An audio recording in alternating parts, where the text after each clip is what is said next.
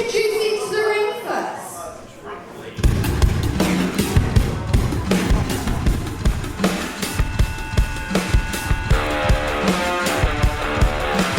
I'm violently, shall we say, excited for this matchup because this is professional wrestling royalty, Britain's finest product possibly. Joel Redman, technical excellence, the first ever WWE NXT Tag Team Champion alongside a guy who's doing okay, I guess. Pac, you know, doing alright, set to appear at Wembley in front of 9,000 for AEW. Not bad indeed. I mean, you have seen Joel Redman, you know what to expect. I've seen Joel Redman perform many a times, even before commentating as a fan. I have seen Joel Redman perform. You want to talk about one of the foundations of British wrestling? Joel Redman is that foundation. He has been doing this for years. As you said, WWE exposure, champion over there. He has done it all. I honestly, every time I see Joel Redman, it gets to the point where I just assume everybody knows that this is one of the greatest professional wrestlers of all time. Mad love to Joel Redman, one of the greatest. Honestly, that's not hyperbole. This is legitimately one of the all-time greats of British professional wrestling.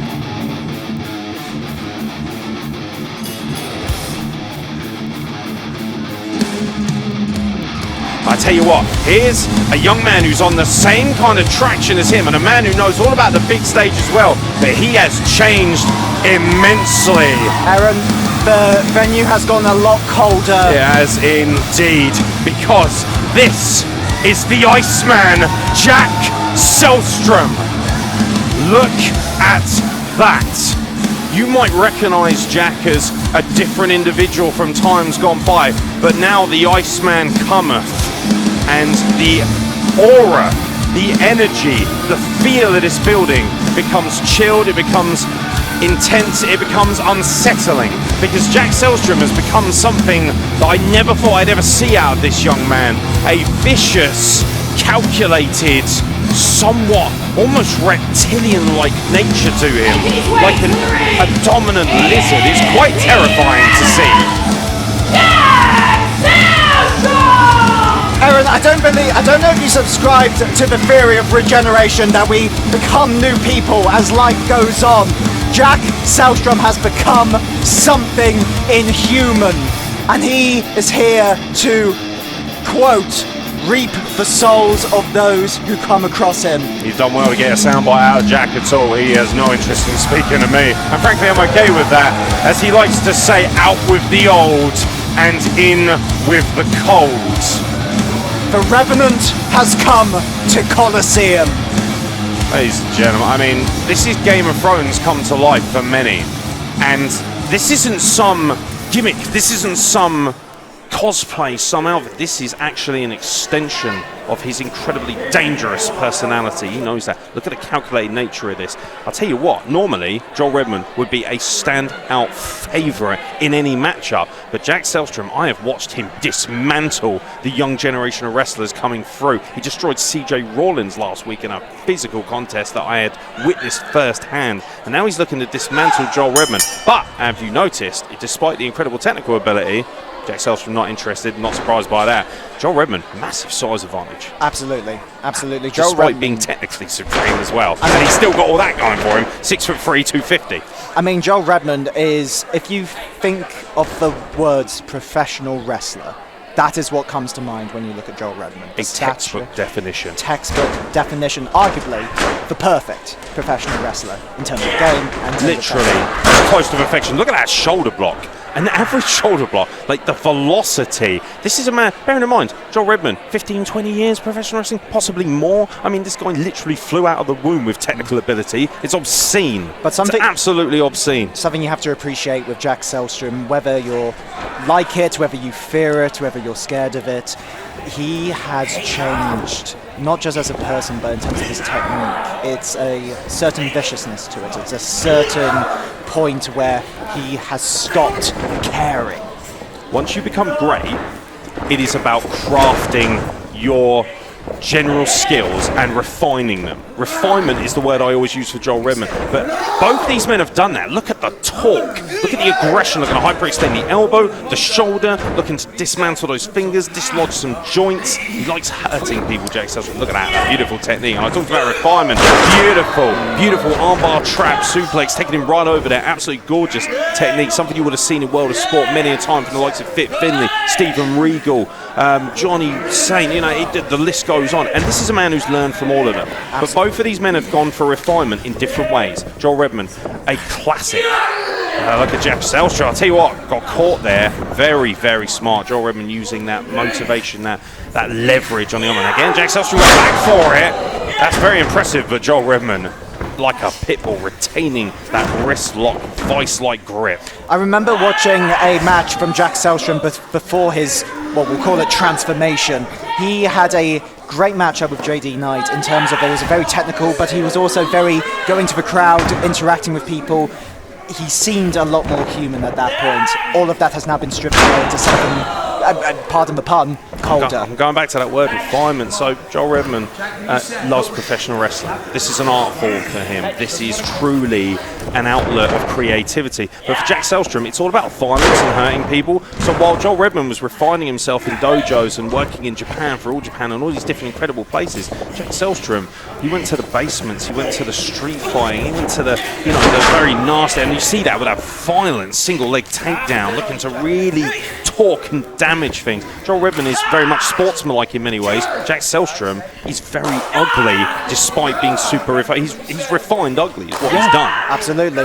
In terms of, and like you said, in terms of refinement, he hasn't lost that technical ability whatsoever. If anything, he's improved it. He's improved it, but it's gone beyond the bounds of what he. Whether it makes people uncomfortable or not, Jakk Sellström, this is the finest version of him we've ever seen, and that's why he's slowly trying to dismantle Joel Redman. We're talking about Joel Redman. He's trying to dismantle him.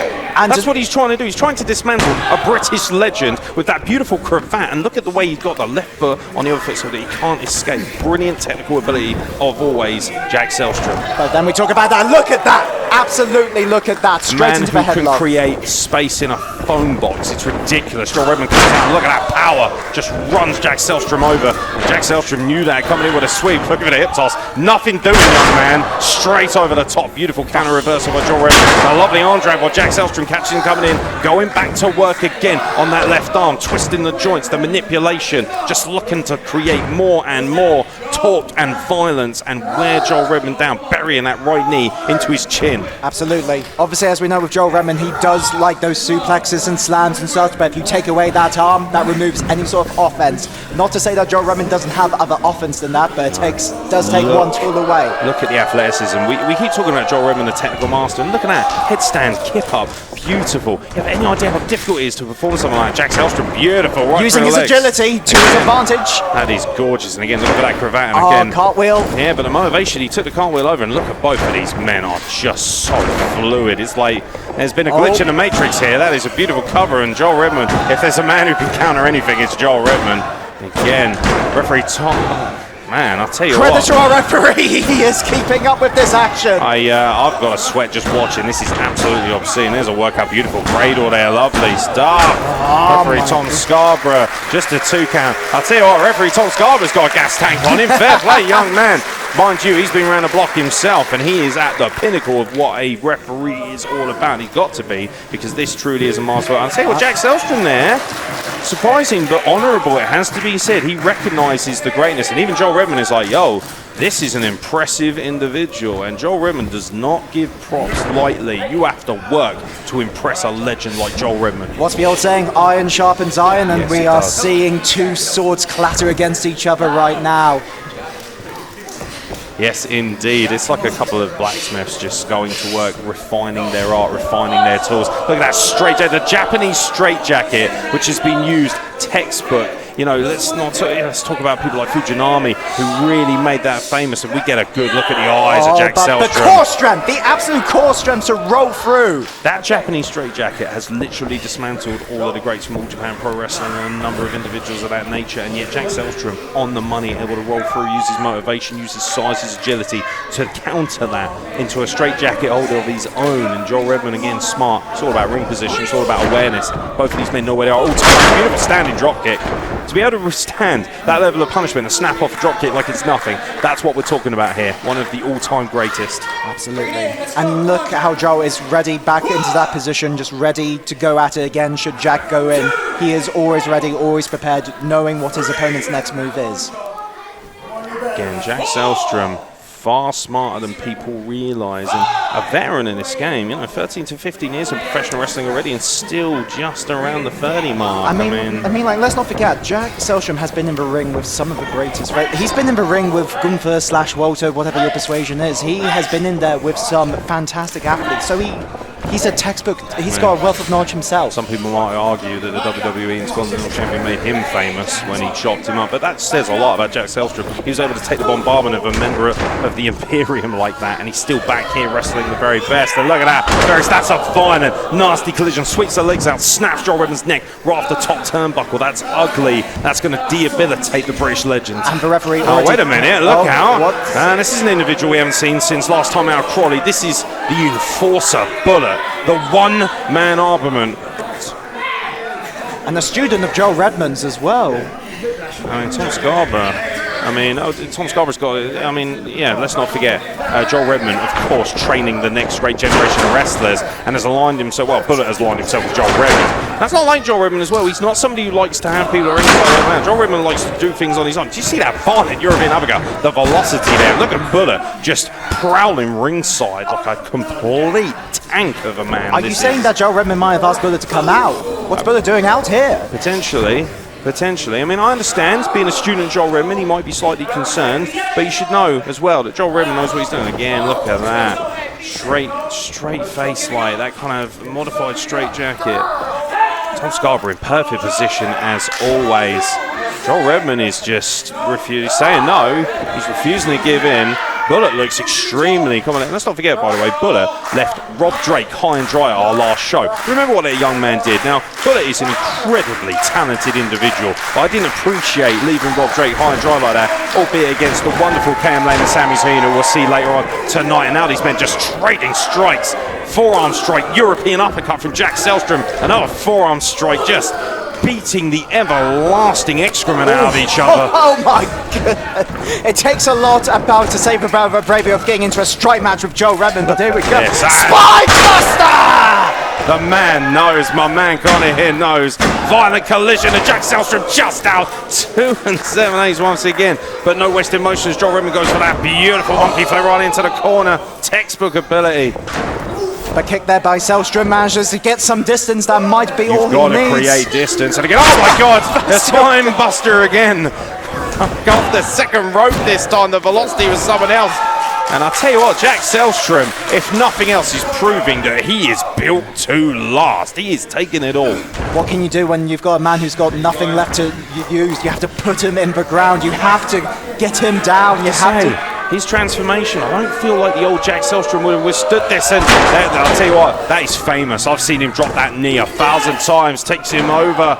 And Jakk Sellström lands on his feet wildly like a cat. Now looking to climb ropes. And oh my God, just an open hand slam. Let's not forget as well, close fists, illegal in the Colosseum. Joel knows that, and now looking to bring him outside in with a huge elevation. That beautiful suplex from the outside in. I'll tell you what, I've seen Joel Redman wrestle 150 times, probably more, and yet it still impresses me, the ability. And look, at Bullet is absolutely insane. Bullet giving Joel Redman directions. That's how confident this man is. I know he's on a path to glory himself, but Tom Scarborough asking Jakk Sellström, wait a minute,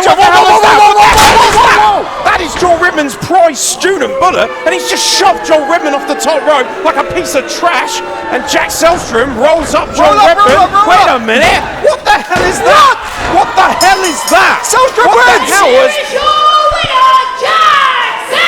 What the hell has Bullet just done? The one-man armament, he's just taken out. What the hell is that? That's his prize student. That's a picture of all Oh of them! my god, Bullet is just dismantling Joel Redman. A huge one Larry is enough to basically bury a man. What the hell are you doing? Aaron, this is his student. This is Joel's student. Why is This he is turning on? literally his best friends. They work together, they train together, and now he's just dismantling him. Bullet, don't do it! Why Don't are you do it! doing that? Monster! Jesus, hellfire! He has flattened Joel Redman. Now he's demanding a mic, and then maybe we'll get an answer as to why he's done this. Listen to me, Joel. Since the beginning of this company, you've tried to hold me down. First show, you had a tag match, and you could have chosen me, your #1 student, but instead, you chose someone else. I am sick to death of my name being associated underneath yours. The next time Colosseum are here, my name will be across the ring from yours. You will go one-on-one with the #1 super heavyweight in the country. And I will take the benchmark out once and for all. Do you understand? Holy cow. Hey, Bullet, for anyone watching, was trained, like he said, the #1 student. Some might say his best friend. He has turned his back on a man who brought him into this business game. Let's be honest, he's got all the tools. We can't argue that. And look at that, And Tom there's no Scarborough. need for that. Yeah, well, Tom Scarborough, I mean, ultimately, Bullet's made it very clear what he thinks. For guys in the Fisher, there's no need for behaviour like that either. Referee Tom Scarborough, I mean, he's a very brave individual. Bullet, look at the size of the one-man armory. An absolute leviathan of a human being, but shameful behaviour, huge size, huge power, but frankly, little in the way of character and respect for British tradition. Joel Redman and Jakk Sellström are having an instant classic, one of the all-time great wrestling matches. What a sad state of affairs that it ends that way.